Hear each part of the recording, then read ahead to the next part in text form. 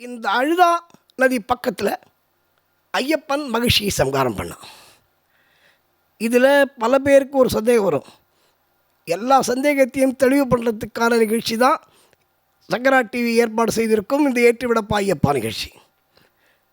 Sir, மகிழ்ச்சி உடம்பில் அவன் உடம்புலேருந்து ஒரு ரத்த சொட்டு வந்ததுன்னா அந்த ரத்த சொட்டுலேருந்து ஒரு மகிழ்ச்சி உருவாவான்னு நீங்கள் சொன்னீங்க.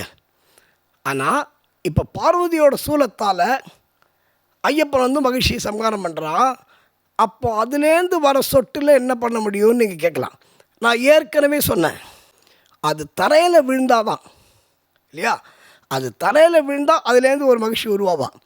அதனால தான் ஐயப்பன் என்ன பண்ணால், எப்படி நரசிம்ம அவதாரம் எடுக்கும் பொழுது நரசிம்மர் வந்து இரணியனை மடியில் போட்டு பிறந்தாரோ, அந்த மாதிரி ஐயப்பன் என்ன பண்ணால், இந்த முட்டி சின்ன பையன் இல்லை, இந்த முட்டியை அப்படி தூக்கி அவன் முட்டி மேலே அந்த தலையை வச்சு உடம்பு கீழே வச்சு சூலத்தால் அப்படி குத்தினான். மகிஷாசுரனை எப்படி துர்க்கை சம்ஹாரம் பண்ணாலோ, எப்படி நரசிம்மர் வந்து இரணியனை சம்ஹாரம் பண்ணாரோ, அதை மாதிரி மடியில் வச்சு.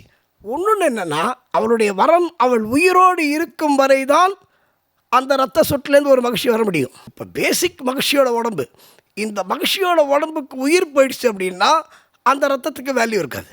அப்போது இருந்தாலும் ஐயப்பன் அதுக்கு கூட ஒரு சான்ஸ் கொடுக்கக்கூடாதுன்னு சொல்லிட்டு ஐயப்பன் இப்படி வச்சு காலை மடியில் அவளை வச்சு கழுத்தில் சூலத்தால் குத்தியதாக தான் ஐதீகம் வரலாறு.